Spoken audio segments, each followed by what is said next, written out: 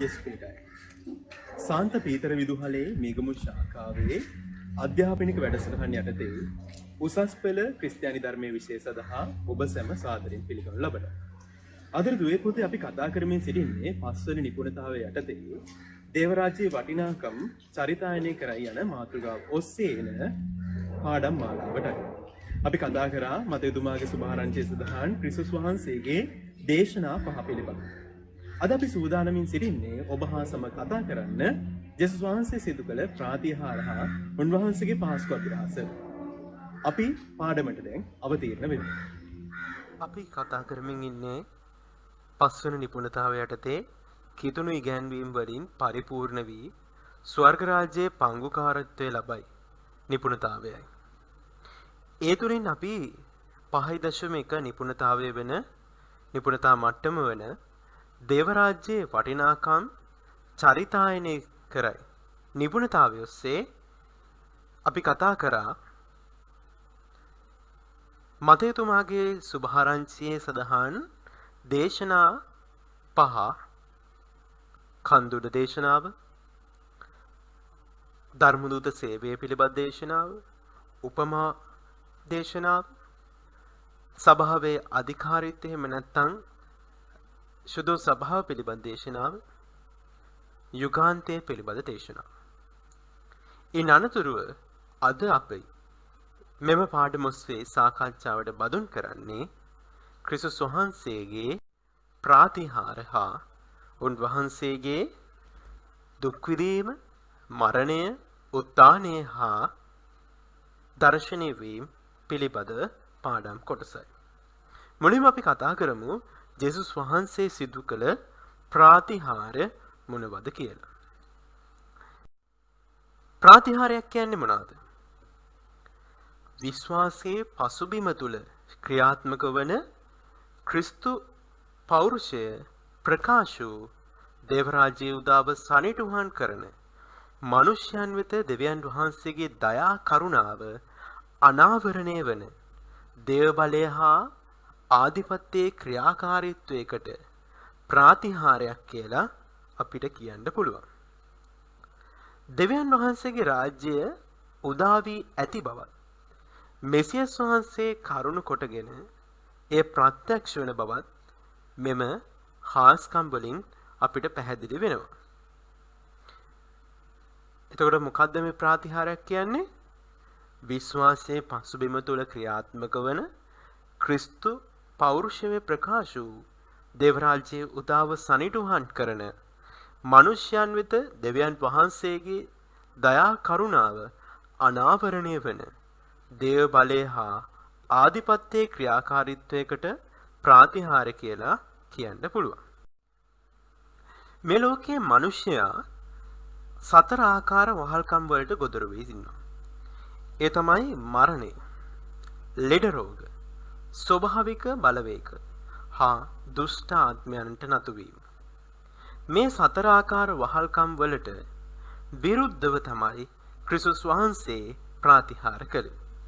මේ 4 ආකාර වලින් පීඩාවටපත් ජනතාව ගලවා ගැනීමට තමයි ක්‍රිස්තුස් වහන්සේගේ බලය ප්‍රකාශයටපත් උනේ. සුදු අගෝස්තුනි මුනිතුමා පවසන ආකාරයට ප්‍රාතිහාරයක් යනු ස්වභාව ධර්මයේ තුල අප දන්නා සත්‍යතාවන්ට පටහැනිව සිදුවන ක්‍රියාවක්. ඒ කියලා කියන්නේ දැන් අපි දන්නවා මිදුෂ සාධන්න නම් ඒක දීර්ඝ ක්‍රියාවලියකට භාජනය වෙන්න ඕනේ.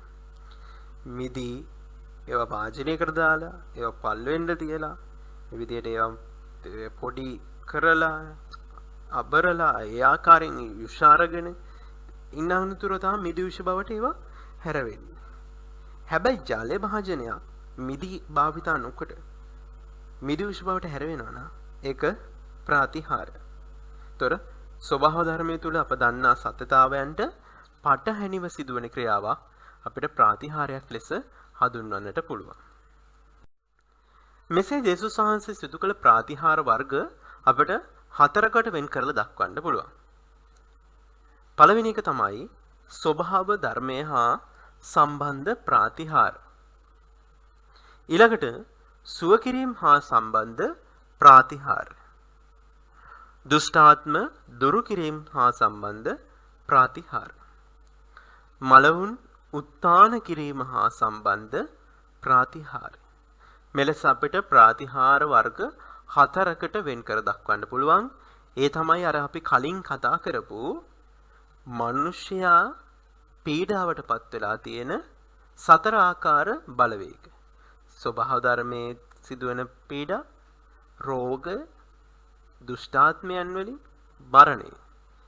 මේ බලවේගයන් වලට ක්‍රිස්තුස් වහන්සේගේ බලය ප්‍රකාශ වීම නිසා අපි මේ ප්‍රාතිහාර වර්ග 4 මෙසේ දක්වලා කියන්න පුළුවන්. ස්වභාව ධර්මය හා සම්බන්ධ ප්‍රාතිහාර, සුව කිරීම හා සම්බන්ධ ප්‍රාතිහාර, දුෂ්ටාත්ම දුරු කිරීම හා සම්බන්ධ ප්‍රාතිහාර, මලවුන් උත්තාන කිරීම හා සම්බන්ධ ප්‍රාතිහාර. දින ආදරෙන් දුවේ පුතේ මේ ප්‍රාතිහාර ඉෂ්ට වෙන්න නම් ක්‍රිස්තුස් වහන්සේ අපෙන් බලාපොරොත්තු වෙන දෙයක් තමයි ඇදහිල්ල. එහෙම නැත්නම් විශ්වාසය. අපේ ජීවිත තුළ අපි ඇදහිලිවන්තව විශ්වාසශීලීව ජීවත් වුණොත් අප ජීවිත තුලත් ක්‍රිස්තුස් වහන්සේගේ බලය තුමගින් ප්‍රාතිහාර අත්දකින්නට පුළුවන්. අපි මුලින්ම කතා කරමු සුව කිරීම හා සම්බන්ධ ප්‍රාතිහාර. ඒ තුලින් අපි සාකච්ඡාවට භාජනය කරන්නේ පේදුරුතුමාගේ භාර්යාවගේ මව සුව කිරීම සම්බන්ධ ප්‍රාතිහාරයයි. මතයතුමාගේ සුභාරංචියේ 8 වන පරිච්ඡේදයේ 14 18 වන වගන්ති තුල ජේසුස් වහන්සේ පේදුරුතුමාගේ ගෙට ඇතුළු කල ඔහුගේ පිරිතගේ මව උල රෝගයෙන් ඔත්පලව සිටුරු දැක ඇගේ අත ඇල්ලූසේක. එවිට උණ බැස ගියේය. ඈ නැගිට උන්වහන්සේට උපස්ථාන කළාය. ඇය රෝගීව සිටින බව උන්වහන්සේට කිව යුතු නැත. උන්වහන්සේ බව දන්නාසේක. එබැන්ම අත ඇල්ලීම ප්‍රමාණවත්ය. අත අල්ලා නැගිටවීමට අවශ්‍ය නැත. ඇය සම්පූර්ණයෙන්ම සුව වූ බව ඇගේ උපස්ථාන කිරීමෙන් පැහැදිලි වෙනවා. එහෙනම් ආදර දුවේ පුතේ සුව වීම කියලා කියන්නේ මොකද්ද? සේවය සඳහා කැපවීමක්. රෝගීන් සුව කිරීම හා සම්බන්ධ තවත් ප්‍රාතිහාර අපිට සුදු බයිබලයේ නවගිවිසුම තුළ අධ්‍යයනය කරද්දී පැහැදිලිව අඳුනා ගන්නට පුළුවන්. ඒ අතර තමයි ලාදර් රෝගීන් 10 දෙනා සුව කිරීම, අංශභාග රෝගියෙකු සුව කිරීම, උපන්දා සිට කොරවුවෙකු සුව කරා, උපන්දා සිට අන්ධුවෙකු සුව කරා. ඒ වගේ අපිට ජේසුස් වහන්සේ රෝගීන් සුව කළ බොහෝ දේවල් සුදු බයිබලයේ නවගිවිසුමේ සුභාරංචි කතුරුන්ගේ ග්‍රන්ථ 4 පරිශීලනය කිරීමෙන් හඳුනා ගන්නට පුළුවන්. ඊළඟට අපි කතා කරන්නේ දුෂ්ට ආත්ම දුරු කිරීම හා සම්බන්ධ ප්‍රාතිහාරය. ඒ තුලින් අපි මතයතුමාගේ සුභාරංචිය මෙම පාඩම තුලින් අධ්‍යයනයට ලක් කරන නිසා අපි තෝරාගෙන තිබෙන්නේ ගදරීන රටේ අශුද්ධාත්ම ආවේශුවන් දෙදෙනෙකු සුව කිරීමේ ප්‍රාතිහාර. මතයතුමාගේ සුභාරංචිය 8 වෙනි පරිච්ඡේදයේ 28 34 වගන්ති දක්වලා තියෙනවා මෙලෙස. උන්වහන්සේ එකොඩව ගදරීන රටට පැමිණි කල දුෂ්ටාත්ම වේශු වූ දෙදෙනෙක් සොහොන් ගෙවලින් නික්ම විත් උන්වහන්සේට මුණ ගැසුණාහ. ඕනිතා දරුණු වූයෙන් ඒ පාරෙන් කිසිවෙකුට යන්න නොහැකි විය. ඔහු මොරගසමින් දෙවියන් වහන්සේගේ පුත්‍රය, ඔබ හා අප අතර මොන ගණදනුවක්ද? නියමිත මොහොතට පළමුවෙන් අපට වද දෙන පිණිස මෙහි ආවේදයි කීහ. ඈතින් මහා ඌරු රැලක් ගොදුරු කමින් සිටියහ. දුෂ්ටාත්ම කතා කරමින් ඔබ අප දුරු කරන සේක් නම් ඌරු රැලට වැහෙන්නට අප හැරිය මැනවයි උන්වහන්සේගෙන් අයද සිටියහ. ඵලයව් කියා උන්වහන්සේ උන්ට අනකලසේක්. එවිට දුෂ්ටාත්ම පිට වී ගොස් ඌරන්ට වැහුණෝය. ඒ මුළු රැළ ප්‍රපාතයෙන් පහළ මුහුදට වේගයෙන් දිව ගොස් ජලයේ ගිලී මලවය. ඌරු ගොව්වෝ පලා ගොස් නුවරට පැමිණ ඒ සියල්ලද දුෂ්ටාත්ම වේශ වූවන්ට සිදු වූ දේද පැවසූහ. එකලේ මුළු නුවර වැසියෝ ජේසුස් වහන්සේ හමු වීමට આવුත් උන්වහන්සේ දැක තමන්ගේ පලාතෙන් පිට වී යන ලෙස උන්වහන්සේගෙන් බැගෑපත්ව ඉල්ලා සිටිහ. දුවේ පුතේ, මෙම වාර්තාවට අනුව යක්ෂාවේශුවන් දෙදෙනෙක් ජේසුස් වහන්සේ හමු වීමට පැමිණ නියමිත මොහොතට පෙර තමන්ට වද දෙන පිණිස පැමිණීම ගැන උන්වහන්සේට අවලාද කියනවා. මිනිසයන්ට ජේසුස් වහන්සේ කවුරුන්දැයි හඳුනාගත නොහැකිවද යක්ෂුන් වහන්සේ හඳුනාගත්තා. ඊට විශේෂ අන්දමකට ජේසුස් වහන්සේ දේව පුත්‍රකම දරා සිටි බව, දෙවියන් වහන්සේගේ පුත්‍රයා යන ආමන්ත්‍රණයෙන් පෙන්වලා දෙනවා. යුදා හැදිල්ලට අනුව යක්ෂයාගේ බලය මුළුමනින්ම නිෂ්ප්‍රභා වන්නේ අන්තිම දවසේදී. ඒත් ඊට පෙර ජේසුස් වහන්සේ වුන් අක්‍රිය කිරීම ගැන ඔව්හු මැසිවිලි කියන්න ගන්නවා. යක්ෂාවේශුවන් උරු රැළකට ආවේශ වීමට ඉල්ලීම තුළ අපට තේරුම් ගත හැකි දෙයක් තමයි මේ ගදරීන රට කියලා කියන්නේ අන්‍ය ජාතීන් වාසය කළ ප්‍රදේශය. මන්ද ඌරා ජුදා ජනතාවට අකප සතෙක්. යක්ෂයන්ගෙන් මේ මිනිසුන් දෙදෙනා නිදහස් කර ගැනීමට වඩා ඌරු ගොව්වන්ගේ අවධානය යොමු වී තිබුණේ ඔවුන්ට සිදු ආර්ථික පාඩුව ගැන. ජනතාව නපුරෙන් මුදවා ගැනීමට වඩා ඔවුන්ට වැදගත් වුණේ ඌරු රංචුව රැක ගැනීම. ඒ නිසා මේ ගදරීන් රටෙන් තමුන්ගේ පලාතින් පිට වී යන ලෙස එම ප්‍රදේශවාසී ජේසුස් වහන්සේගෙන් ඉල්ලා සිටියා. මේ ප්‍රාතිහාර්ය ජේසුස් වහන්සේ දුෂ්ටාත්මයන් දුරු කිරීමේ සම්බන්ධ ප්‍රාතිහාරයක්. එතකොට ජේසුස් වහන්සේට දුෂ්ටාත්මයන් කෙරෙහි බලයක්, දුෂ්ටාත්මයන් කෙරෙහි ආධිපත්‍යයක් තිබෙනකි බව මින් පැහැදිලි වෙනවා. ඊළඟට අපි කතා කරන්නේ ස්වභාව ධර්මය හා සම්බන්ධ ප්‍රාතිහාරය. ඉන්න අප තෝරාගෙන තියෙන්නේ මාර්තු දමනයේ කොටස.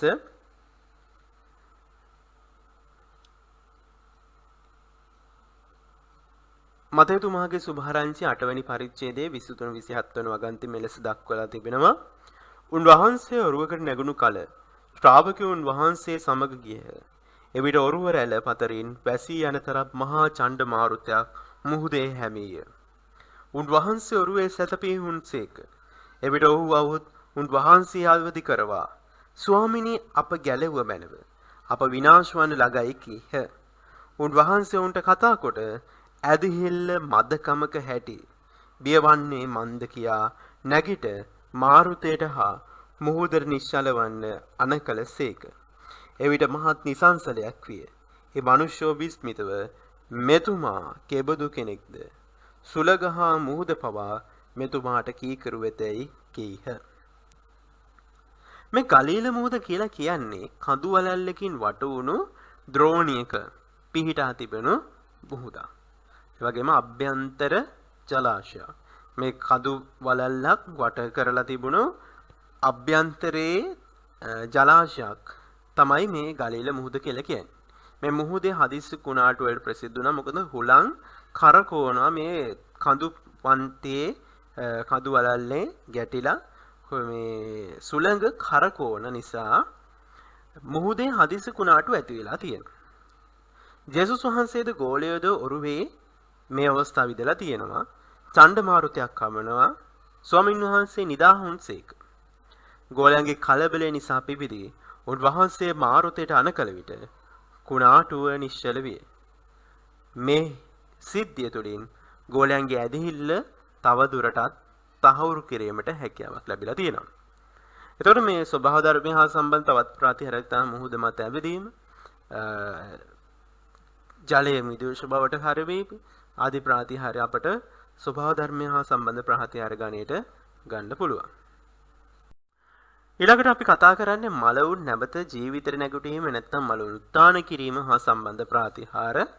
ඉන්න අපි අවධානය යොමු කරමු ධර්මශාලා ප්‍රධානියාගේ දුව සුව කිරීමේ සිද්ධිය. මාතේතුමාගේ සුභාරංචිය 9 වෙනි පරිච්ඡේදයේ 18 වෙනි වගන්තියේ සිට 26 වන වගන්තිය දක්වා කොටස අපි අවධානයට යොමු කරමු. උන්වහන්සේ මේ කරුණ කියමින් සිටියේදී එක්තරා ප්‍රධානියෙක් වූ උන්වහන්සේ නමද මාගේ දුව මිය දැන් මලාය. ඒද ඔබ වහන්සේ වුත් ඈ මත අත තැබුව මැනව. එවිට ඈ ජීවත් වනු ඇතැයි කීය. ජේසුස් වහන්සේ නැගිට ඔහු පසුපස්සේ ගියසේක. උන්වහන්සේගේ ශ්‍රාවකයෝද එසේම කළහ. එවිට 12 වසක් මහලේ රෝගයෙන් පෙළෙනු ස්ත්‍රියක් උන්වහන්සේ පසුපස්සේ આવුත් උන්වහන්සේගේ සලුවේ දාබලට අත තැබුවාය. එසේ කලේ උන්වහන්සේගේ සලුවට පමණක්වත් අත තැබුවොත් මට සුවය ලැබුණු ඇතැයි ඈ සිතාගත් බැවිනි. ජේසුස් වහන්සේ හැරී ඈ දැක දියණී ධෛර්ය ගන්න ඔබ ඇදහිල්ල ඔබ සුවපත් කළේ යයි වදාළසේක. ඒ ස්ත්‍රිය ඒ මොහොතේ පටන් සුවපත් වූවාය. ජේසුස් වහන්සේ ප්‍රධානියාගේ ගෙට ඇතුළු වී නලාකාරයෙන්ද ഘോഷා කරමින් සිටි සමූහයක් දැක්ක. අහකට යන්න දරිය මැරී නැත. ඈ නිදන්නේ යයි වදාළසේක. එවිට ඔහු උන්වහන්සේට සරදම් කළහ. ඒ සමූහයා පිට කරනු ලැබූ පසු උන්වහන්සේ ඇතුළු වී ඇගේ අත ඇල්ලෝසේක. දැරිය නැගිට්ටාය. මේ සිද්ධිය පිළිබඳ පුවත මුළු රට පුරා පතල විය. මේ සිදුවීමේදී ප්‍රාතිහාර දෙකක් අපිට දැක ගන්න පුළුවන්. එකක් තමයි සලුවට අත ගැසූ ස්ත්‍රිය සුව කිරීම, නැත්නම් සුව කිරීම හා සම්බන්ධ ප්‍රාතිහාරයකොත් යායිරස්ගේ දියණියව සුව කිරීමේ ප්‍රාතිහාරයත් අපිට දැක ගන්න පුළුවන්. එහෙම නැත්නම් යායිරස්ගේ දියණිය මලවුන්ගෙන් නැගිටීමේ ප්‍රාතිහාරයත් අපිට මෙන් අවබෝධයක් ගන්නට පුළුවන්. මතේතුමා සඳහන් කරන ධර්මශාලා ප්‍රධානයේ යායිරස් බව අනෙකුත් සුවිශේෂකවරු සඳහන් කරලා තියෙනවා. ලූක්තුමා මාක්තුමයි සඳහන් සිද්ධියට අනුව යායිරස් ජේසුස් වහන්සේ හමු වෙද්දී රෝගියා මරණාසන්නව සිටලා තියෙනවා. ඇය මල බව දැනගන්නේ පසුවයි. ඒත් මතෙව්හි ධර්මශාලා ප්‍රධානිය ජේසුස් වහන්සේ වෙතට එන්නේ ඔහුගේ දුව මල බව දැනගත් පසුවය. ජේසුස් වහන්සේ කෙරෙහි ඔහු තුළ වූ අපමණ විශ්වාසය මේ තුලින් තහවුරු වෙනවා. කුඩා දැරියගේ මරණය දරාගත නොහැකි අය විලාප නගමින් සිටින. අහකට යන්න දැරිය මැරී නැත. ඇය නිදන්නේයයි. ජේසුස් වහන්සේ සමූහයට ප්‍රකාශ කරද්දී ඔහු උන්වහන්සේට සරදම් කරනවා. ඒ ධර්මශාලා ප්‍රධානියා ජේසුස් වහන්සේ කීම තරයේ අදහා ගන්නවා. ඔහුගේ බලාපොරොත්තුව සඵල කරමින් ජේසුස් වහන්සේ මියගිය දැරිය වැතිර සිටි ස්ථානයට ගොස් ඇයට නැගිටින්නයි වදාළසේක. ඒ දේව වචන ක්‍රියාකාරී විය. ඒ දැරිය ජනතාව බිය ගන්නමින් දැරිය පූර්ණ සෞඛ්‍ය තත්වයෙන් නැගී සිටිනවා. ඒ බව අපිට තේරුම් යනවා ජේසුස් වහන්සේ කියන ඇයට කෑමට යමක් දෙන්නයි කියලා. එතන ආදර දුවේ පුතේ අපිත් මෙහෙම තමයි.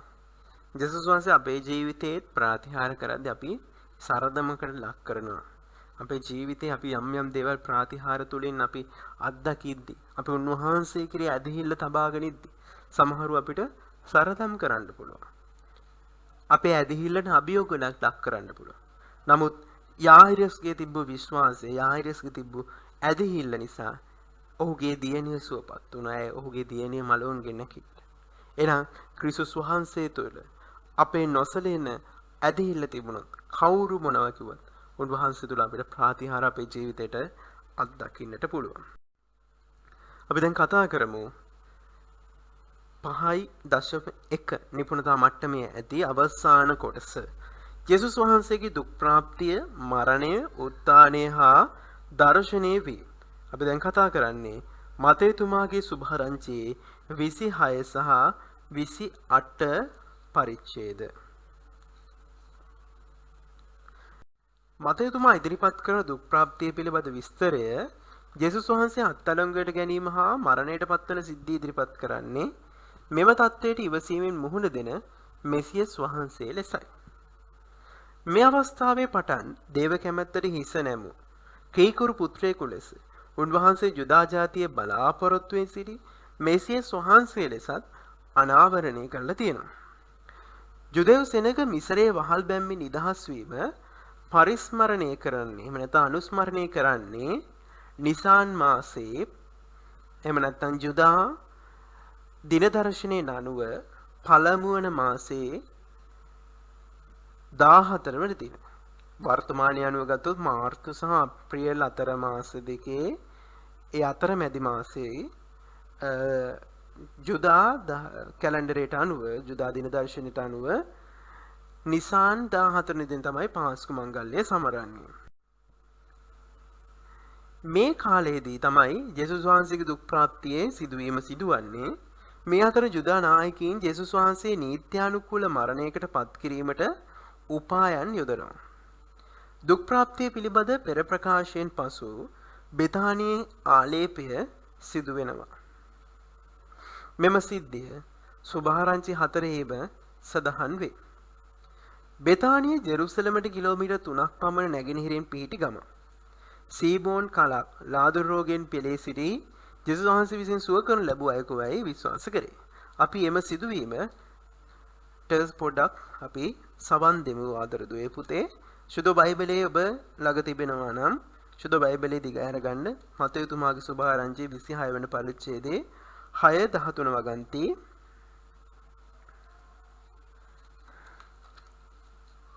ජේසුස් වහන්සේ බෙතානියේ කුෂ්ඨ රෝගී වූ සීමෝන්ගේ ගෙදර සිටියේදී එක් ස්ත්‍රියක් ඊතා අගනා සුවඳ විලවුන් පිරුණු කිරිගල් කරඩුවක් ගෙන උන්වහන්සේ වෙතට આવුත් කෑමට ඉදගෙන උන්වහන්සේගේ හිස මත වත් කළාය. ඒ දුටු ශ්‍රාවකයෝ කෝප වී මෙවැනි නාස්තියක් කළේ මන්ද? මේ විලේපනය විශාල මුදලකට විකුණා දෙලුදුන්ට දිය හැකිව තිබුණා නොවේදයි කීහ. එහෙත් ජේසුස් වහන්සේ දැන මෙසේ වදාළසේක. ඔබ මේ ස්ත්‍රියට කරදර කරන්නේ මන්ද? ඇය මාහට කළේ මනහර දෙකි. මන්ද දුගී ඔබ සමග හැමදාම සිටිති. එහෙත් මම හැමදාම ඔබ සමග නොසිටිමි. ඇය මේ විලේපනයේ මාගේ සිරුරේ වත් කළේ අවමංගල්‍ය සඳහා මා සූදානම් කරන පිණිසය. සැබවින්ම මම ඔබට කියමි. ලෝ පුරා මේ සුභාසන ප්‍රකාශ කරන හැම තැනකදීම මේ ස්ත්‍රිය කළ මේ ක්‍රියාව ඇය සැමරීම පිණිස කියනු ලබන්නේය. ජේසුස් වහන්සේ සීමෝන්ගේ නිවසේ භෝජන සංග්‍රහයකට ආරාධනා ලැබ සිටිනවා. පිටුපසට තමන්ගේ කකුල් විහිදෙනසේ මිටි කවිච්චිවල හෝ මෙට්ට මත හෝ ඇලවී තමයි ඒකල ආහාර ගැනීමේ සිරිතක් බවට පත් වෙලා තියෙන්නේ.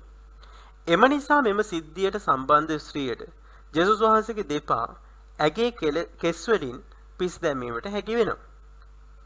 දුගී ඔබ සමග හැමදාම සිටිති. ජේසුස් වහන්සේ මේ වචන දේවතී නීති සංග්‍රහයේ 5 වෙනි පරිච්ඡේදයේ 11 වෙනි වගන්තියේ සී ගන්වනවා. වතගොත සඳහන් නොකරන මෙම ස්ත්‍රියගේ ක්‍රියාව ජේසුස් වහන්සේ හට ගෞරවය දැක්වීමක් ලෙස සැලකෙනවා. වටිනා සුවඳ විලවුන් වර්ගයක් නිසා ශ්‍රාවකයන්ගේ මැසිවිලි මැදයේද මෙම ආලේප කිරීම මෙසියානික මෙහෙය සම්පූර්ණ කරන උන්වහන්සේගේ මරණය හා භූමි දානය පිණිස සූදානම් කිරීමක් ලෙස අපට දැක්නට පුළුවන්. තෝරාගත් ජාති උන්වහන්සේ ප්‍රතික්ෂේප කරන විට පව්කාරයයි හංවඩු ගසන ලැබූ කාන්තාවක් ජේසුස් වහන්සේව ආලේප කරනවා. ක්‍රිස්තු අනුගාමිකයෙකු වීමට ස්ත්‍රී පුරුෂ ભેදයක්වත් පවුල් පසුබිමක්වත් ජාතියවත් වැදගත් නොවේ. ජේසුස් වහන්සේ කෙරේ විශ්වාසය හා දේව කැමැත්ත ඉටු කිරීම ප්‍රමාණවත් බව තමයි මින් පැහැදිලි වෙන්නේ. ඊළඟට අපි කතා කරන්නේ සුදු බයිබලයේ සඳහන් ආකාරයට ජුදාස්ගේ ද්‍රෝහී ක්‍රියාව පිළිබඳව. තවද 12 දෙනාගෙන් කෙනෙකු වූ ජුදාස් කාරියොත් නායක පූජකයන් වෙත ගොස් ජේසුස් වහන්සේ ඔබට පාවා දුන්නොත් ඔබ මට දෙන්නේ කුමක්දයි ඇසීහ. ඔහු රෙදි කාස 30ක් කිරා ඔහුට දුන්නාහ. එතන් පටන් ඔහු උන්වහන්සේ පාවා දීමට සුදුසු අවස්ථාවක් සෙවී. එකල වහලෙකු මිලදී ගැනීමේදී ගෙවූ මුදල රිදී කාසි 30ක්. ජුදාස් ජේසුස් වහන්සේ පාවා දෙන්නේ ඒ වහලෙකුගේ මිලකට. පාස්කු මංගල්‍ය සමග ආරම්භ වෙන නොමුහුන් පූප මංගල්‍ය නොමුහුන් රොටි මංගල්‍ය දින 7ක් එහෙම නැත්නම් සතියක් පුරා පැවැත්වෙනවා. ඒ සතිය තුල මුහුන් පාවිච්චි කිරීම තහනම්ව තිබුණි. පාස්කු මංගල මේසෙහි පළතුරු, කුළුබඩු, විනාකිරි වලින් පිළියෙළු අච්චාර බදුනක් වුණා. රොටියෙහි ගල්වා අනුභව කිරීම සිරිතක් විද.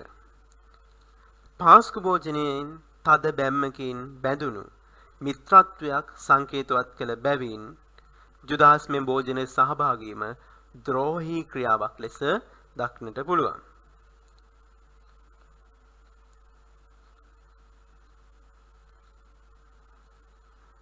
මෙම පාස්කු භෝජනයේ මෙහි වැදගත් යෙදුන් කිහිපයක් අපිට හඳුනා ගන්න පුළුවන්. අපි එම කොටසට සාවධානව ඇහුම්කන් දෙමු. මෙම පාස්කු භෝජනයේහි අන්තිම රාත්‍රී භෝජන අවස්ථාව සුදු බයිබලයේ මතයුතුමාගේ සුභාරංචියේ අපි ඒ පිළිබඳව සාවධාන වැහුම්කන් දෙමු. ඔවුන් කෑම කමින් සිටියේදී ජේසුස් වහන්සේ රොටීගෙන ආශිර්වාදය පවසා ඒවා කඩා ශ්‍රාවකයන්ට දී රැගෙන වළදන්න මේ මාගේ ශරීරය වදාළසේක. උන්වහන්සේ කුසලානි දිගෙන තුති පුදා ඔවුන්ට දී ඔබ සියල්ලෝ මේන් පානය කරන්න. මෙය පව් කමාව පිණිස බොහෝ දෙනා උදෙසා වගුරුන් ලබන මාගේ කිව්සුම් රුධිරය වේ. මාගේ පියාණන්ගේ රාජ්‍යයේදී මා ඔබ සමග අලුත් මිදුෂ පානය කරන දවසේ එනතුරු මෙතන් පටන් මේ මිදුෂ තවත් නොබෙන්නෙමියයි ඔබට කියමි වදාළසේක. මේ පාස්කු භෝජනයේහි මේ මාගේ ශරීරයයි මේ මාගේ රුධිරයයි යන පාස්කු භෝජනයේට අඩංගු නො වූ යදුම් වැදගත් වන්නේ රාත්‍රී භෝජනයේට ක්‍රිස්තියානි ඉගැන්වීමේ පදනම තමයි ක්‍රිස්තුස් වහන්සේගේ පාස්කු භෝජනය, ක්‍රිස්තුස් වහන්සේගේ රුධිරය හා ක්‍රිස්තුස් වහන්සේගේ ශරීරය වූ බැවින්. ස්වකීය මරණය කරුණු කොටගෙන ස්ථාපිත කරන ලද දෙවියන් වහන්සේ හා මනුෂ්‍ය අතර අලුත් සම්බන්ධතාවට පංගුකාර වීම වරම ක්‍රිස්තුස් වහන්සේ අනුගාමිකයින්ට ලබා දෙනවා. එනම් ක්‍රිස්තුස් වහන්සේ අපට වර්ධාරන්නේ මේ ක්‍රිස්තුස් වහන්සේගේ අවසාන රාත්‍රී භෝජනය නැත්නම් ක්‍රිස්තුස් වහන්සේගේ පාස්කු අභිරහසට සම්බන්ධ වීමට. අපි දිව්‍ය පූජාව තුළින් සිහිපත් කරන්නේ මේ උතුම් වූ පාස්කු අභිරහසයි. මේ මාගේ ශරීරයයි. මේ මහගේ රුධිරයයි. ක්‍රිස්තුස් වහන්සේ අපට සිහි කරන්නට ලෙස මෙම පිළිවෙතට ආරාධනා කරනවා. ඔබත් මාත් දිව පූජාව තුළින් මේ පිළිවෙත ඉෂ්ට කළ යුතු වෙනවා. මා ඔබ සමග අලුත් මිදිවුෂ පානය කරන දවසේ එනතුරු යනුවෙන් ජේසුස් වහන්සේ ප්‍රකාශ කරන වචන නව ගිවිසුමේ යටතේ ලබන මිදීම සම්බන්ධයෙන් කියන ලද්දක් බව පැහැදිලිව පේනවා. මේ මිදීමෙන් අදහස් වන්නේ ජේසුස් වහන්සේගේ ලේ වැගිරීම හා මරණය කරුණු කොටගෙන මිනිසුන් හට අත්වන ගැලවීමයි. මේ ගැලවීම සම්පූර්ණ වී සියලු දෙනා ජේසුස් වහන්සේගේ පාලනය යටතේ වූ විට ජේසුස් වහන්සේගේ පූජා වීමේ මරණය සිහි කිරීම පිණිස උන්වහන්සේ නව පාස්කු භෝජනය පවත්වනු ලබනවා. ඊළඟට අපි සාකච්ඡාවට භාජන කරන්නේ ගෙත්සෙමනිය යාඥාව. එකල ජේසුස් වහන්සේ වුන් හා සමග ගෙත්සෙමන නම් වූ තැනට පැමිණිය මා එතනට ගොස් යාඥා කරන අතර ඔබ මෙහි සිටින්නයි ශ්‍රී ශ්‍රාවකයන්ට බදාලසේක. උන්වහන්සේ පේදුරුද සෙබදිගේ පුත්‍රයන් දෙදෙනාද කැඳවාගෙන ගියසේක. ඉන්පසු උන්වහන්සේ ශෝකවන්තවත් සන්තාප වන්නටත් පටන් ගත්සේක. එකල උන්වහන්සේ වුන් අමතමින් මැරෙන තරමට මාගේ සිත අතිශයින් ශෝකාන්විතය. ඔබ මෙහි නැවති මා සමග අවදිව ඉන්නයි වදාළසේක. උන්වහන්සේ මදක් ඉදිරියට ගොස් මුහුණෙන් වැටි අහුව මාගේ පියාණනි, හැකිනම් මේ කුසලාන මා කෙරෙන් පහ කළ මැනව. ඒත් මා කැමති ලෙස නොව ඔබ කැමති ලෙසම වේවායි වදාළසේක. ගෙත්සෙමනේ කියලා කියන්නේ ඔලිව් ගස් වවන ලද පළතුරු වත්තා. මේ ජෙරුසලම් නගරයට මුහුණලා ඔලිව් කන්දෙහි බටහිර බැහැවුමේ පිටලා තියෙනවා. හේබ්‍රු භාෂාවෙන් මේ ගෙත්සෙමනි වචනේ අර්ථය තමයි තෙල් යන්ත්‍රය. ජේසුස් වහන්සේගේ දුක් විඳීම හදිසියේ සිදු වූ සිද්ධියක්වත් ඉරණමක බලපෑමක්වත් නායක පූජ්‍යංකයන්ගේ සැලැස්ම නිසාවක් වුවත් නෙමෙයි. ජුදාස්ගේ පාවා දීම නිසා සිදු වූවක්වත් නෙමෙයි. පිලාත්ගේ බලය නිසා සිදු වූවක්වත් නෙමෙයි. මේ ජේසුස් වහන්සේගේ දුක් විඳීම, මරණය, උත්ථානය ලෝකයේ ගලවා ගැනීම සඳහා සිදු වුණු දේව සැලැස්මක් බව මෙම සුභාරංචිය මගින් පැහැදිලි වෙනවා. ජේසුස් වහන්සේ මේට මුහුණ දුන්න ආකාරය සැඟවීමට මතයතුමා අදහස් කරන්නේ නැහැ. ජේසුස් වහන්සේගේ ආඥාවෙන් එය පැහැදිලි වෙනවා. "ඔහු මාගේ පියාණනි, හැකිනම් මේ කුසලාන මාගෙන් පහ කළ මැනව. එහෙත් මා කැමති ලෙස නොව ඔබ කැමති ලෙස වේවා." එතුමා සියල්ල ඉවසා සිටියේ ගැලවීමේ ජයග්‍රහණය අත්කර දීමට. නොයෙකුත් ප්‍රශ්නවලට, ගැටලුවලට මුහුණ දෙන මතෙව් සංඝයට මෙය මහත් ආදර්ශයක් බවට පත් වෙනවා. මොකද මේ මතෙව් සංඝය කියලා කියන්නේ? මතියානු සංඝය, මතෙව් සංඝය. මේ සුද්ධ වූ මතෙව්තුමාගේ සුභාරංචිය ලියන්නේ මතියානු සංඝය විසින් කියලා සඳහන් කරලා තියෙනවා සමහර බයිබල් විශාරදවරු. ඒතර මේ මතියානු සංඝය කියලා කියන්නේ කවුද? මතෙව් අපෝස්තලතුමාගේ ගෝලයන් පිරිස. ඒ අයට තමයි මේ මතෙව් සංඝය කියලා කියන්නේ. යමෙක් තමා පසුපස එන්නේ නම් සේ කුරුසිය දරාගෙන ආයුතු බව මෙහින් පැහැදිලි වෙනවා. මෙන්න નિયમિત මොහොත ලං වී ඇත. මේ සඳහා භාවිතා කරන ග්‍රීක වචනය එහෙම නැත්නම් මොහොත, පැය සඳහා භාවිතා කරන ග්‍රීක වචන තමයි කයිරෝස්. ජේසුස් වහන්සේගේ මුළු ජීවිතයම සූදානම් කරනු ලැබුවේ මේ මොහොතට මුහුණ දීමට. නායක පූජකයන්ට හා විනයදරයන්ට ඒ පැහැදිලි නොවුවා විය හැකියි.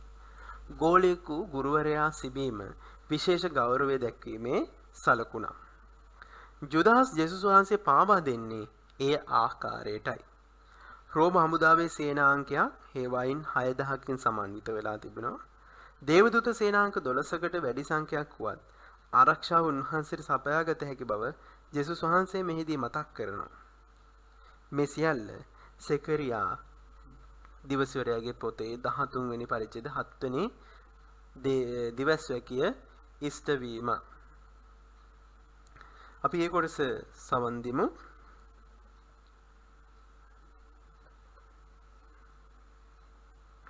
උන්වහන්සේ කතා කර සිද්දී 12 දෙනාගෙන් කෙනෙකුණු ජුදාස්ද ඔහු සමග නායක පූජකයන් හා ප්‍රජාමූලිකයන් වෙතින් යවන ලද කඩ මුගුරු මගත් මහත් ජනකායක්ද පැමිණියහ. උන්වහන්සේ පාවා දෙන්නා මම යමෙකු සිබිමීද ඔබ සොයන තැනැත්තා ඔහුය. ඔහු අල්ලාගෙන කියා ඔවුන්ට ලකුණක් දී තිබුණි. එකෙනෙහිම ඔහු ජේසුස් වහන්සේ වෙත ආවොත් ගුරු දේවේනි ඔබට සෙත් වේවා කියා උන්වහන්සේ සිපගත්තේය. ජේසුස් වහන්සේද මිත්‍රය ඔබ කරන්නා දේ කරන්නයි ඔහුට වදාළසේක. එවිට ඔහු අවුත් ජේසුස් වහන්සේ අත්අඩංගුවටගෙන තදින් අල්ලා ගත්ත. උන්වහන්සේ හා සමග සිටි අයෙක් අතින් කඩුවගෙන නායක පූජකයාගේ දාසයට ගසා ඔහුගේ කන කපා දැමී. එවිට ජේසුස් වහන්සේ කතා කොට ඔබගේ කඩුව කුපුවේ දමන්න. කඩු ගන්නා සියල්ලෝම කඩුවෙන්ම නැසිතී. දේවදූතයන් සේනාංක 12කට වඩා වහාම එවර ලෙස මාගේ පියාණන්ගෙන් ඉල්ලන්න මට නොහැකිදයි ඔබ සිතන්නේද? එහෙත් එසේ කළොත් මේ දෙය මෙලෙසම විය යුතුයයි ශුද්ධ ලියවිලි කියන දේ ඉටුවීම වන්නේ කෙසේදයි ඌට වදාළසේක. ඒ පැයදීම ජේසුස් වහන්සේ ජනකායට කතා කොට ඔබ සොරුකුට විරුද්ධව මෙන් කඳු මුගුරුගෙන මා අල්ලන්නට ආවොද? මම දිනපතාම දේව මාලිගාවේ උගන්වමින් සිටියෙමි. එහෙත් ඔබ මා අල්ලා ගත්තේ නැත. මේ සියල්ල සිදුවේ දිවසිවරයන්ගේ ලියවිලි ඉෂ්ට වීම පිණිසයි වදාළසේක.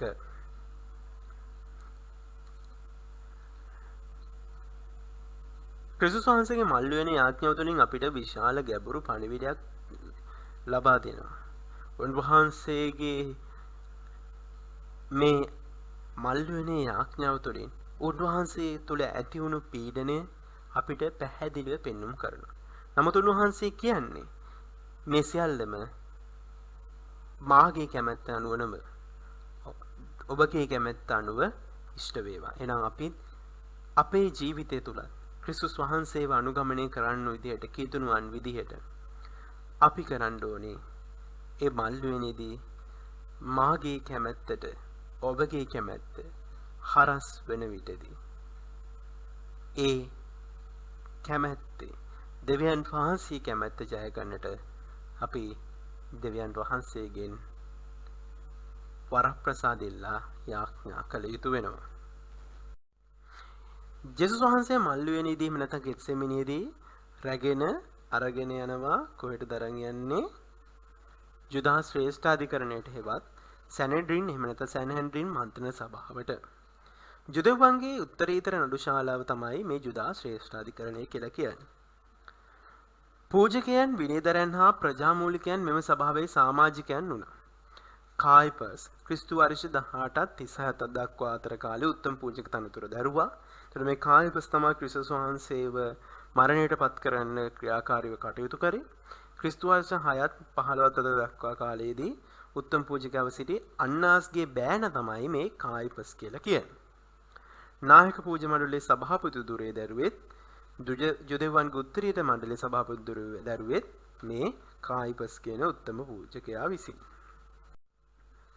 ජුදයන්ගේ ආගමික හා සිවිල් ප්‍රශ්න විසඳේ අතර දඩුවම් කිරීමට බලය තිබුණද යමෙකු මරණයට නියම කිරීමේ බලය පැවතුනේ රෝම පාලකයෙකුට පමණයි.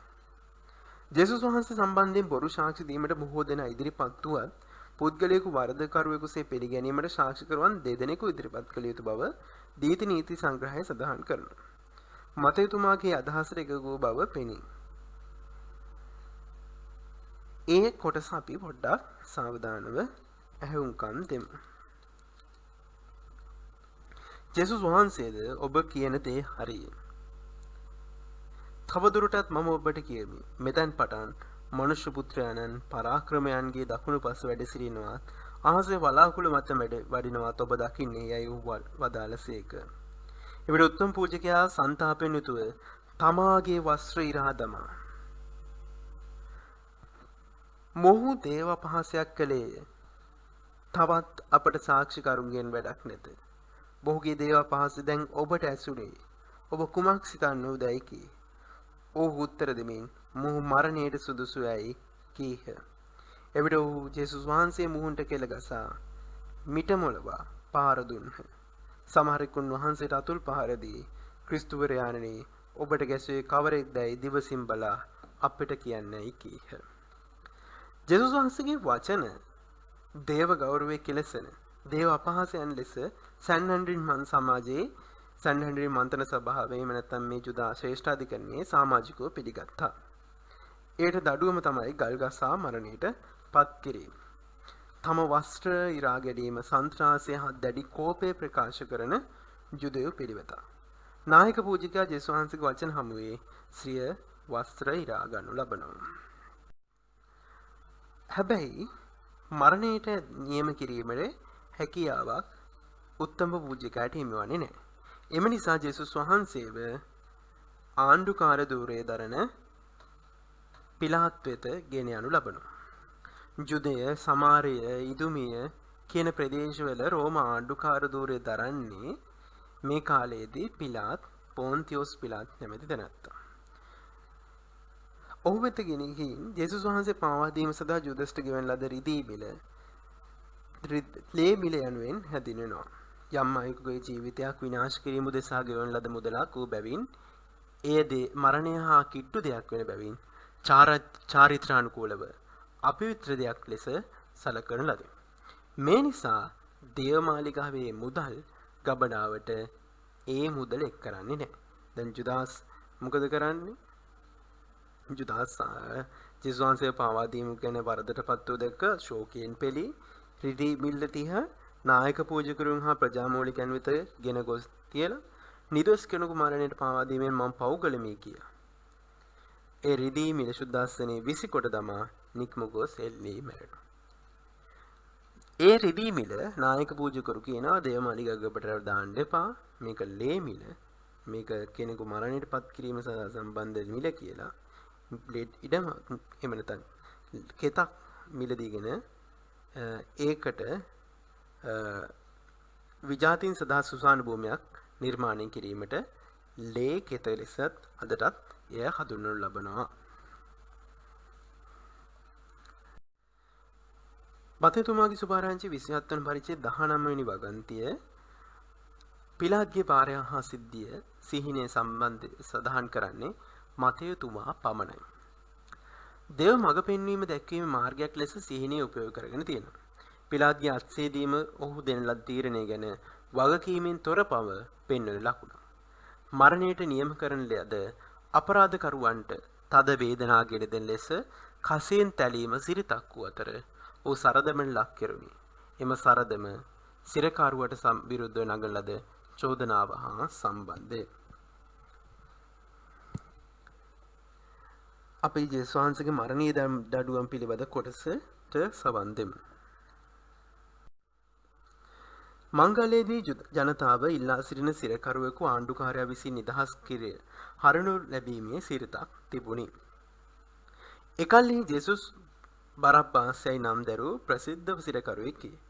ඒහින් සෙනග රැස් වූ විට මා ඔබට කවරෙකු නිදහස් කර දෙනවාට ඔබ කැමැතිද? බරබ්බස් කියන ජේසුස්ද නැතොත් ක්‍රිස්තුස් යයි කියන ජේසුස්දයි පිලාත් ඔහුගෙන් ඇසීය. එසේ ඇසූ ඔවුන් ඊර්ෂ්‍යාවෙන් උන්වහන්සේ පාවා දුන් බව පිලාත් දැන සිටියෙහි. තවද ඔහු විනිශ්ශාසනයේ සිටියේදී ඔහුගේ භාර්යාව ඒ නිදොස් මනුෂ්‍යයාට කිසිවක් නොකරන්න. ඊරෑ ඔහු නිසා මම සිහිනයකින් බොහෝ දුක් විඳිමේයි පිලාත්ට කියා යවුහ. ඒත් නායක පූජකරුද ප්‍රජාමූලිකයෝද බරබ්බාස් ඉල්ලන්ටත් ජේසුස් වහන්සේ නසාලන්ටත් ජනකායා කැමැති කරගත්ත. ආණ්ඩුකාරයා උන්ට උත්තර දෙමින් මේ දෙදෙනාගෙන් කවරෙකු මාව නිදහස් කර දෙනවට කැමැතියි ඔවුන්ගෙන් ඇසීය. බරබ්බාස් යයි ඔහු කීහ. එසේනම් ක්‍රිස්තුස් යයි කියන ජේසුස්ට මා කුමක් කරනු යයි පිලාත් ඔවුන්ගෙන් ඇසීය. ඔහු කුරුසය නැගසන්නයි සියල්ලෝම එක හඬින් කීහ. ජේසුස් වහන්සේ මෙසේ මරණයට තීන්දුව කොට වස්ත්‍ර ගලවා දමා රෝම හේවායින් පැළදී අත් නොමැති කොට කබායක් අන්දා රෝම අධිරාජ්‍යක හෝ මල්ලව තරගයකින් ජයගත් ක්‍රීඩකයෙකු පළදින ඔටුන්නක් හා සමාන කටු ඔටුන්නක් ගොතා රාජ්‍ය යෂ්ටි සංකේතවත් කරන බට දණ්ඩක් උන්වහන්සේගේ අතටදී අපහාස කරනවා. ඉන් අනතුරු උන්වහන්සේ කපාල පිටියේ හෙවත් ගොල්ගොත එහෙම නැත්නම් හිස් කබල යන අර්ථය ඇති ස්ථානයකට ගෙන යනු ලබනවා. වරදකරුවෙකු කළ වරද පෙන්눔 කරන ලියවිල්ලක් කුරුසිය මත සවි කිරීම සිරිත. ජේසුස් වහන්සේ කුරුසිය මත INRI සදහන් කෙටියෙන් සදහන් කරන ජේසු නසරේන යුදෙයින්ගේ රජ ලෙස සදහන් කරනවා. එතකොට මෙය ලතින් ග්‍රීක සහ හේබ්‍රු යන භාෂා ත්‍රිත්වයෙන්ම ලියවි තිබුණ බවයි සඳහන් වන්නේ.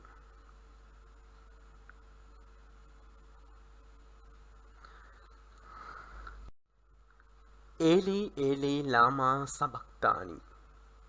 හේබ්‍රු යෙදුමේ අර්ථය තමයි මාගේ දෙවියනි මාගේ දෙවියනි ඔබ මා අත්හැරියේ මන්ද. ජේසුස් වහන්සේගේ මේ සන්තාපනය ගීතාවලියේ 22 පළවෙනි වගන්තියේ සිහි ගන්නවා.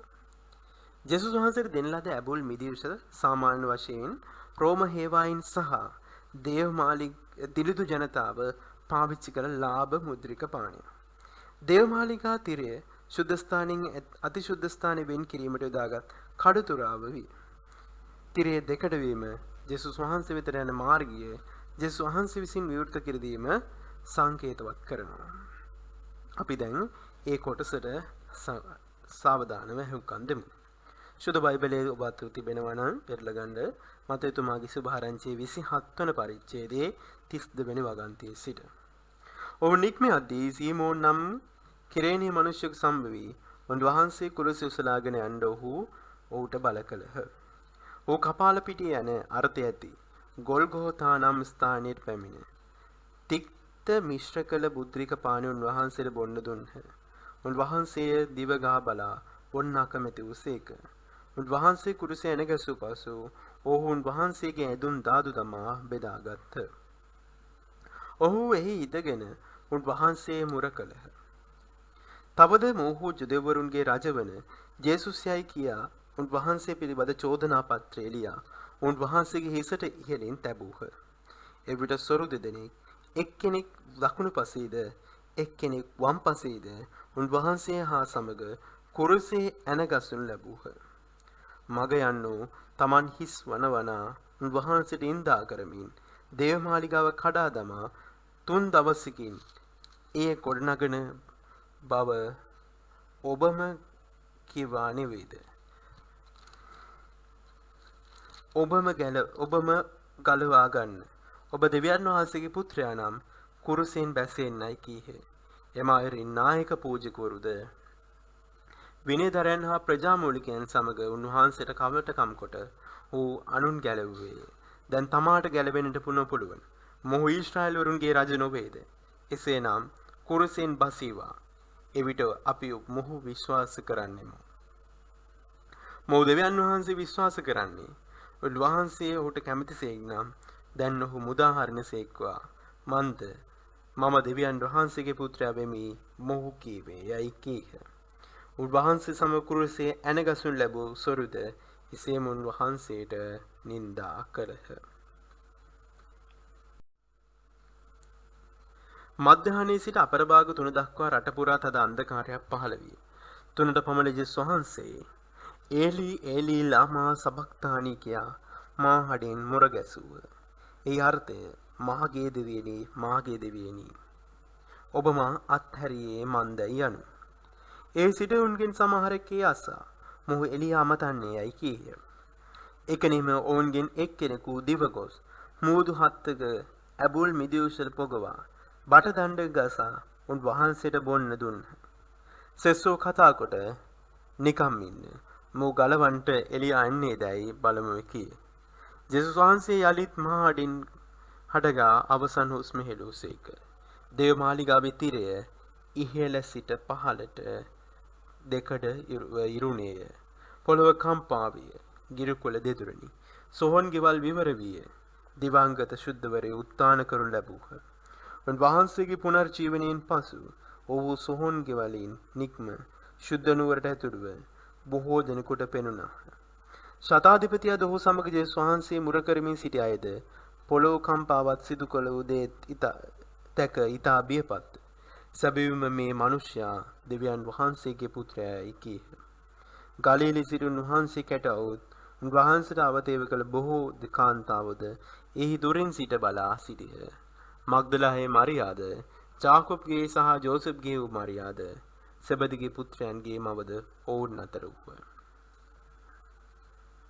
සවස් වූ කල ජේසුස් වහන්සේගේ ශ්‍රාවකයෙකු සිටි ජෝසප් නම් ධනවත් මිනිසෙක් අරමාතියේ සිටවුත් පිලාත් වෙත ගොස් උන්වහන්සේගේ මුත්‍ර ශරීරය එල්ලී. එවිට පිලාත් ඒ බාර දෙන්න අනකලේ.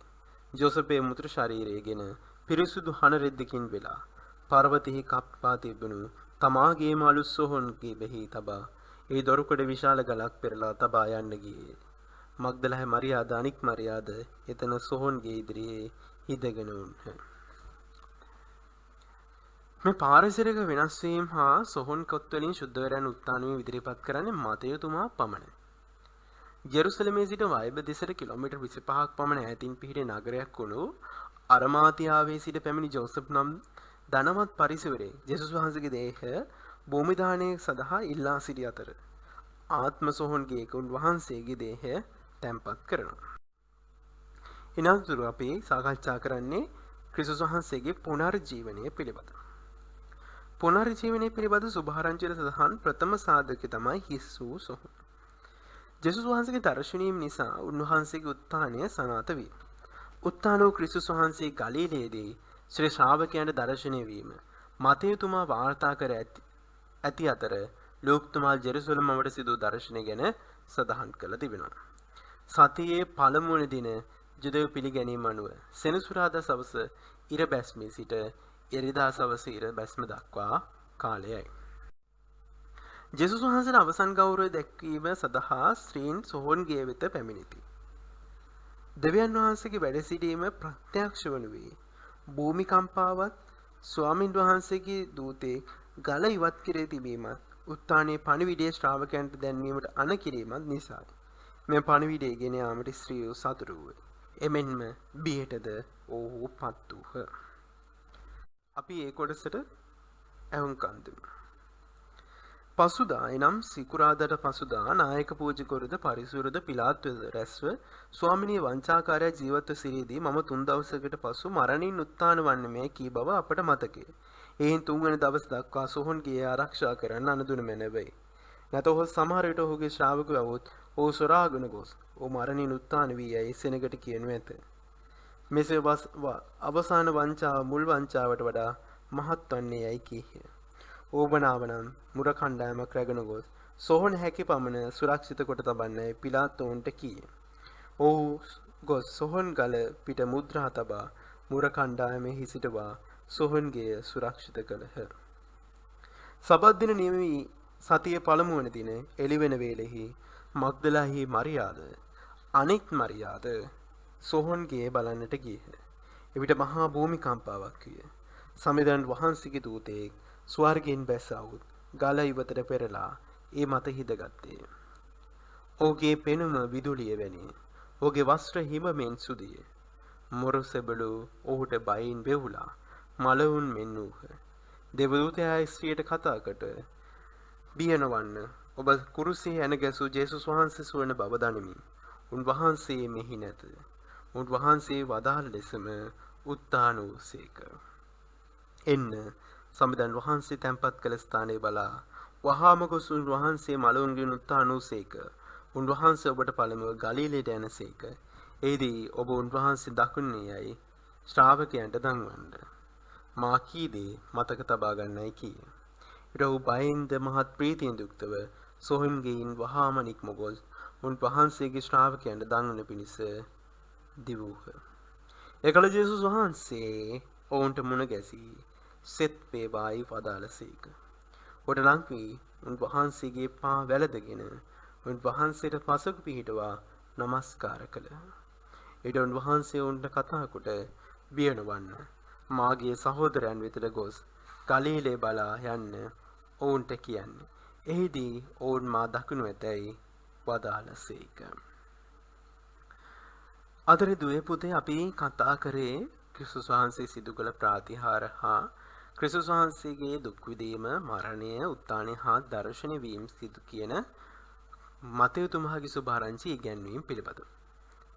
මෙලෙස අපි කතා බහට ලක්වුණු මෙම සුබ කොටසේ ඔබට ක්‍රිස්තුස් වහන්සේ සිදු කළ ප්‍රාතිහාරයේ වර්ගය, ඒ වගේම ක්‍රිස්තුස් වහන්සේ සිදු කළ ප්‍රාතිහාර වලට උදාහරණ, ක්‍රිස්තුස් වහන්සේගේ මරණය පිළිබඳ, ක්‍රිස්තුස් වහන්සේගේ උත්ථාන වීම පිළිබඳ, ක්‍රිස්තුස් වහන්සේගේ දර්ශනය වීම පිළිබඳව අවබෝධයක් ලබා ගැනීමට හැකියාව තිබුණා. ඉතින් ආදර දුවේ පුතේ අපි කතා කළේ ක්‍රිස්තුස් වහන්සේගේ ජීවිතය තුළින් සුදු මතෙව්තුමා තම සුභාරංචියට සම්පාදනය කර තිබෙන දේශනාවන් පිළිබඳව. අපි ඒ තුලින් කතා කරා කන්දුඩ දේශනාව. කන්දුඩ දේශනාව තුළින් අපි අධ්‍යයනයට ලක් කරේ ක්‍රිස්තුස් වහන්සේ භාග්‍යයට රන්වන ආදී ඉගැන්වීම්. ඊළඟට ධර්මදූත සේවය පිළිබඳව අපි කතා බහට ලක් කරා. ධර්මදූත සේවය පිළිබඳ දේශනාවේදී උන්වහන්සේගේ අපොස්තලවරුන්, උන්වහන්සේ ධර්මදූත සේවයේදී ඔවුන්ට පැවරු කාර්යභාරයන්, ඒ වගේම ධර්මදූත සේවයේදී ඇතිවිය හැකි අභියෝග පිළිබඳව අධ්‍යයනයට ලක් කරා. ඉන්නතුරු අපි කතා කරේ උපමා පිළිබඳ දේශන. ඒ තුළින් වපුරන්නා පිළිබඳ උපමාව, කෙරිදි පිළිබඳ උපමාව, නිධානයේ මුතු ඇටේ දැල, මුහුන් ආදී උපමා අපි සාකච්ඡාවට බඳුන් කරා. ඉනතුරුව සභා අධිකාරීත්වය සහ යුගාන්තය පිළිබඳ දේශනා තුළින් අනාගතයේදී යුගාන්තයේදී කෙලෙසද ක්‍රිස්තුස් වහන්සේගේ සභාව ක්‍රියාත්මක වෙන්නේ කියලා අපි අවබෝධයක් ලබා ගත්තා. ඊළඟට අපි කතා කරා ක්‍රිස්තුස් වහන්සේ සිදු කළ ප්‍රාතිහාර වර්ග 4කට වෙන් කරන්න පුළුවන් කියලා. ඒ තමයි ස්වභාව ධර්මය හා සම්බන්ධ ප්‍රාතිහාර, රෝගීන් සුව කිරීම හා සම්බන්ධ ප්‍රාතිහාර, මරණයෙන් නැගිටීම නැත්නම් මරණය උත්ථාන කිරීම හා සම්බන්ධ ප්‍රාතිහාර, දුෂ්ටාත්ම දුරු කිරීම හා සම්බන්ධ ප්‍රාතිහාර ලෙස. අවසානයේදී අපි කතා කරා ක්‍රිස්තුස් වහන්සේගේ දුක් විඳීම, මරණය, උත්ථානය හා දර්ශනය වීම පිළිබඳ. ඉතින් ආදර දුවේ පුතේ ඔබට මේ ක්‍රිස්තුස් වහන්සේගේ ජීවිතය පිළිබඳ එහෙම නැත්නම් මතයතුමාගේ සුභාරංචියේ සඳහන් මේ ඉගැන්වීම් පිළිබඳව ගැඹුරු අවබෝධයක් ලබා ගන්නට හැකිවයි සිත. ඉතින් ඔබ තවදුරටත් සුදු බයිබලයේ කියවා මෙම කොටස් අධ්‍යයනය කර ඔබට ලැබී ඇති ප්‍රශ්න වලට පිළිතුරු සපයන්න. ඉතින් අපි නැවත හමු වෙමු. ආදර දුවේ පුතේ ඔබ සැමට ස්තුතියි. ජෙස්ප්‍රීත්.